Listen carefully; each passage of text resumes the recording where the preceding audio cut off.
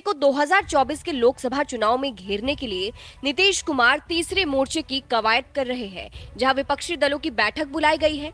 लेकिन इस बैठक में बसपा प्रमुख मायावती को नहीं बुलाया गया है, जिसका अंजाम अब विपक्ष भुगतने भी वाला है। चलिए आपको भी बताते हैं पूरी खबर के बारे में। दरअसल पटना में 23 जून को विपक्षी दलों के बड़े नेताओं की बैठक बुलाई गई है। एबीपी की एक रिपोर्ट के मुताबिक इस बैठक में कांग्रेस अध्यक्ष मल्लिकार्जुन खड़गे, बंगाल की मुख्यमंत्री ममता बनर्जी, सपा अध्यक्ष अखिलेश यादव शामिल होंगे। लेकिन मायावती को विपक्षी दलों की बैठक में नहीं बुलाया गया है, जिसके बाद से ये सवाल उठने लगा कि बिना बीएसपी के तीसरा मोर्चा कितना कारगर साबित होगा। जिसके बाद जवाब ये आया कि बिना मायावती के विपक्ष कुछ नहीं कर पाएगा। बिना मायावती के हार जाएगा विपक्ष।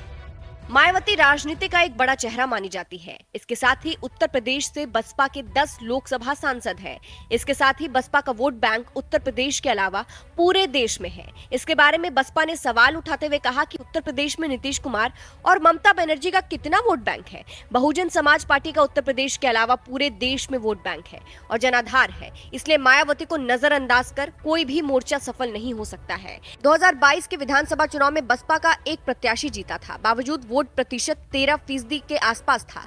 तो यहाँ बसपा का भी साफ कहना है कि मायावती का वोट बैंक पूरे देश में है। ऐसे में अगर विपक्ष मायावती को नजरअंदाज करता है तो इससे उसका खुद का ही नुकसान है। जीतने के लिए जरूरी है मायावती का साथ। अब देखिए, क्योंकि मायावती का अच्छा खासा वोट बैंक है, ऐसे में विपक्ष अलग लड़ेगा और मायावती अलग लड़ेंगी तो वोट बैंक बढ़ जाएगा। इससे नुकसान तो विपक्ष को ही होगा, लेकिन अगर विपक्ष को मायावती का साथ मिलता है तो विपक्ष को फायदा जरूर होगा।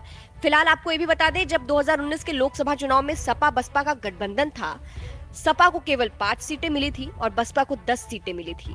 सपा से वोट प्रतिशत भी बसपा का ज्यादा था। इससे मायावती की ताकत का अंदाजा लगाया जा सकता है। यूपी में बसपा बिना तीसरा मोर्चा नहीं होगा सफल। बात यूपी की जाए तो इसके बारे में सुभाषपा अध्यक्ष ओम प्रकाश राजभर कई बार इस बात को कह चुके हैं, बिना मायावती के कोई भी मोर्चा उत्तर प्रदेश में कारगर साबित नहीं हो सकता है। ओम प्रकाश राजभर ने तो ये भी कहा था कि जिस दिन मोर्चे में मायावती को शामिल किया जाएगा, उसी दिन वो भी मोर्चे में शामिल हो जाएंगे।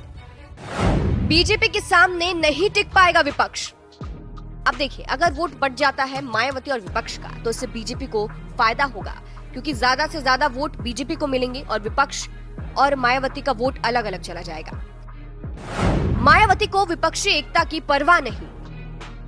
अब देखिए, बिहार के मुख्यमंत्री नीतीश कुमार ने पटना में विपक्षी दलों का महासम्मेलन बुलाया है, लेकिन इसमें मायावती को नहीं बुलाया गया है। लेकिन बसपा नेताओं का कहना है कि हमारी नेता बहन मायावती को परवाह नहीं है, हम केवल देश और देश हित को देखकर फैसला लेते हैं। अब बात भी सही है, इसीलिए तो मायावती ने अकेले लड़ने का फैसला लिया है। फिलहाल आपको क्या लगता है, विपक्ष अब मायावती की ताकत समझेगा या नहीं, या फिर विपक्ष को मुंह की खानी पड़ेगी? कमेंट करके जरूर बताइएगा।